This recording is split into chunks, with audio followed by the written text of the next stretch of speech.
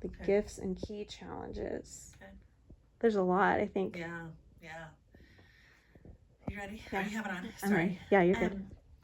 So I think one of the gifts of our organization and our organization as a whole, but also at the different locations, is that we share a common vision, and we really don't waver from that. And that is that we are called to build Christian community where non-religious and nominally religious people become deeply committed Christians. And because that has been our vision from 35 years now, it's ingrained in our DNA. And so we are able to base a lot of decisions off of what is going to build the kingdom. So if we have to decide, do we do this program or do we do this program, or who do we focus on? Having that overriding vision for everything has made it easier to say, is this going to help non and nominally religious people become deeply committed Christians? And if it's not, if it is to serve the people that are already here, then maybe we need to rethink our approach. So I think that's one of the key benefits and gifts that we have, is that overriding vision, and then that we are an outward facing community, or an outward facing church. I think that is one of the things that will keep us on track in the future. One of the difficulties that we're facing as an organization is the upcoming retirement of our senior pastor, who is the founding pastor and such a vital part. I mean, 52 weeks a year, Pastor Adam shares the sermon probably 40 times or more. He's lessening that a little bit over the years so that it's not as abrupt when he retires. But I think that will be, from an insider in church staff, we know that preparations are being made, that there has been, we've been working on this plan for years and will continue to, so that we still have the same quality of services, so that we still have the same vision, we still have the same DNA, even when Pastor Adam is no longer part of the daily operations.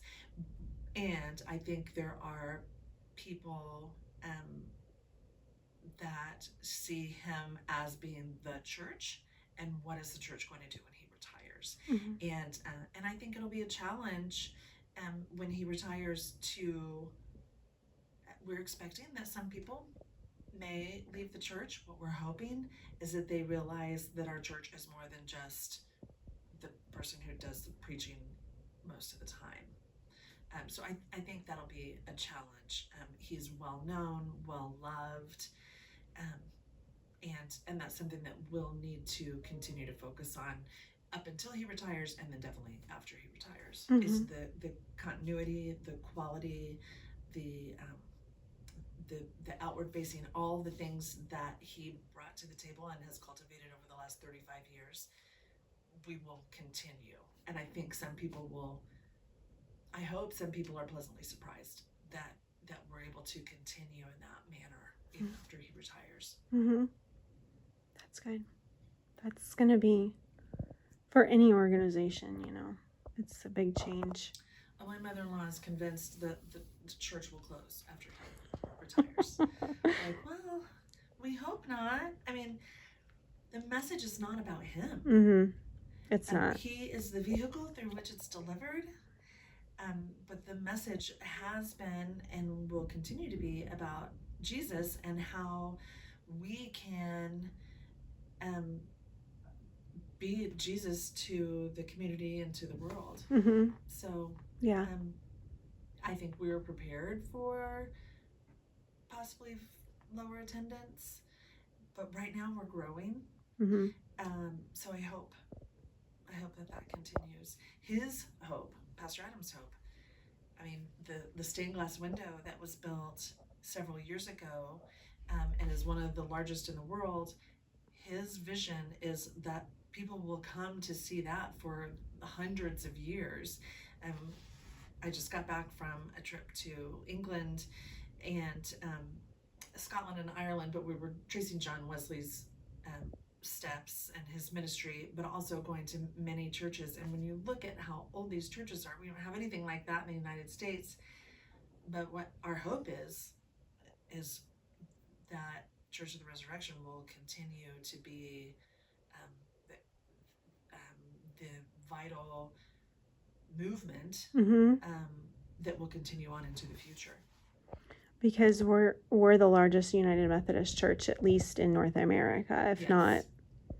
I don't know about. I know there's some large churches like in Korea, and I think so. I don't know. Yeah, in the United States, and that's when you put all of us together. Yeah. As one church. What can you name a gift at Overland Park? A gift of this organization specific to Overland Park, because I'm going to do a video tour of our space. Yeah. I think one of our gifts is that we don't just do church on Sunday. I think the programs that we have that serve the community allow us to be the church 7 days. I almost said 8 days a week. There's only 7 days. It feels like 8 days a week sometimes. It does. So a few examples of that would be our food pantry feeds the community, not just people that come to church here. And our hope is if someone doesn't have a church home, that they can get food here and they can also find spiritual food here. We have programs for people with special needs.